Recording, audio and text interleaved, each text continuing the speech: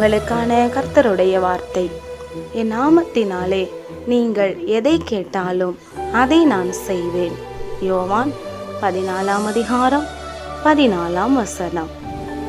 சேனைகளின் தேவனாகிய கர்த்தர் இன்று உங்களுக்கு கொடுத்த இந்த வசனத்தின்படியே இதை கேட்டுக்கொண்டிருக்கிற நீங்க அவருடைய நாமத்தினால எவையெல்லாம் கேட்கிறீர்களோ, எவையெல்லாம் விண்ணப்பிக்கிறீர்களோ, வேண்டுகிறீர்களோ, அவை எல்லாவற்றையும் பிதா குமாரனில் மகிமைப்படும்படியாக நிச்சயமாய் உங்களுக்கு கொடுத்து உங்களை உயர்த்த மேன்மைப்படுத்த அவர் போதுமானவராய் இருக்கிறார்.